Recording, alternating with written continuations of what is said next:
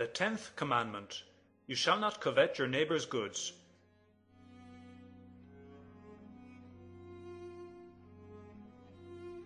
Man was created in a state of innocence. His mind was subjected to God, the inferior powers to reason, and the body to the soul. But sin upset this harmony, and the passions became unbridled, producing interior conflict, disorder, and tension, with consequences also for the use man makes of necessary material goods. Man often forgets his dignity, and what before was harmony now becomes licentiousness. Man forgets that he is worth more than material things, and, not satisfied with having enough, he degrades himself by becoming attached to things and by giving in to greed and unbridled covetousness.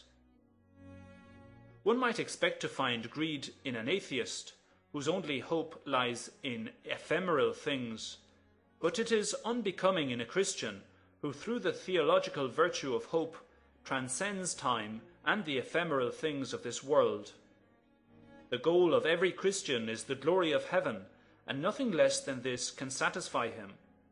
Greed often leads to theft and appropriation of other people's possessions. The 10th Commandment seeks to tackle the interior root of these sins by prohibiting us from coveting our neighbour's goods.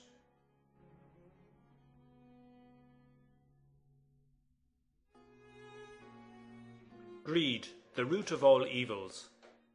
To stem the greed of the lovers of this world, St. Paul wrote the following: "For we brought nothing into the world, and we cannot take anything out of the world. But if we have food and clothing, with these we shall be content. But those who desire to be rich fall into temptation, into a snare, into many senseless and hurtful desires that plunge men into ruin and destruction. For the love of money is the root of all evils. It is through this craving that some have wandered away from the faith and pierced their hearts with many pangs." This wise teaching of St. Paul does not mean that we should not develop, through ingenuity and hard work, those economic possibilities which help exercise freedom, foster the family, and support the welfare of others by promoting enterprises, wealth, and work. It means that man cannot let himself become the slave of ephemeral goods, because he is worth much more. St. Paul also teaches that greed and envy of other people's goods lead to the misappropriation of these goods and have to be fought and conquered.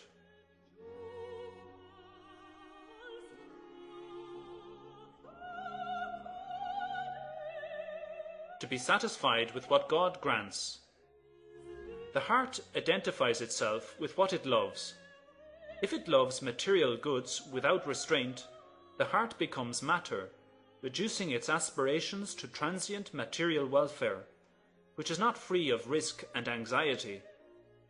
On the other hand, being satisfied with what God gives, and what man can honestly acquire, makes man happy.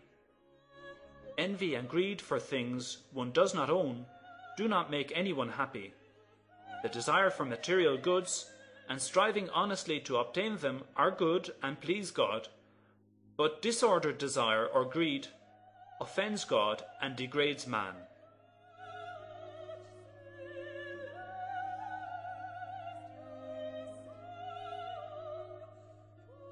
What is forbidden by the 10th Commandment? The 10th Commandment forbids avarice, or the disordered desire of riches, and also the desire of committing an injustice that would harm others in their temporal goods. It also prohibits that kind of envy or sadness triggered by our neighbour's goods and accompanied by a disordered desire to own and inappropriately obtain them. Envy often derives from pride and gives rise to hatred, criticism, and slander. It is necessary to fight this capital sin, the origin of so many evils. It can be fought through kindness, humility, and abandonment in God's providence.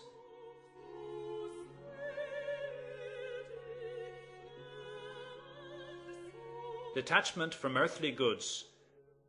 When man leads an honest life, that is, when God's law abides in his heart, he finds himself detached from created goods because God's love rules his life. The following words of the Gospel can be applied to him. Blessed are the poor in spirit, because theirs is the kingdom of heaven. Man has to keep his desires in line with the virtue of hope, so that the use of the things of this world and the attachment of riches, contrary to the spirit of evangelical poverty, do not hamper him from seeking perfect love.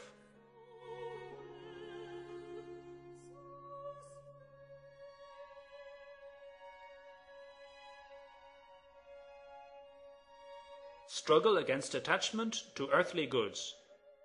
The exhortation of the Gospel to keep watch over these matters demands of us to be especially careful, because attachment to material goods brings forgetfulness of God and makes life futile.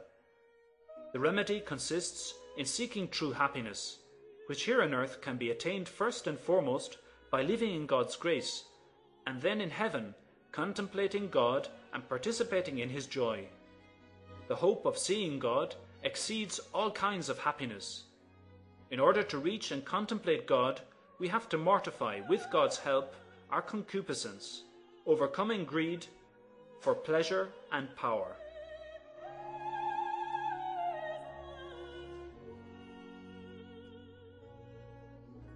To love and keep the 10 Commandments. The 10th Commandment unfolds and completes the 9th. By prohibiting greed for other people's goods, it attacks the root of theft, robbery and fraud, prohibited by the 7th Commandment.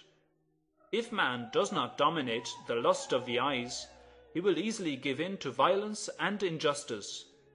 On the other hand, greed, just like fornication, has its origin in idolatry, which is condemned in the first 3 commandments of the law. The 10th commandment refers to the intentions of the heart, and, together with the 9th, sums up the 10 commandments of God's law.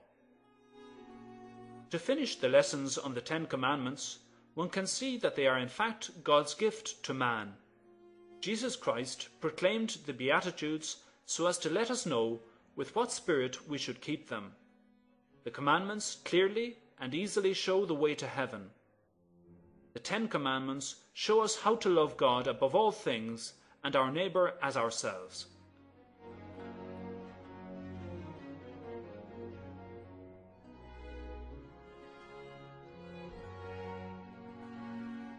Resolutions for Christian life.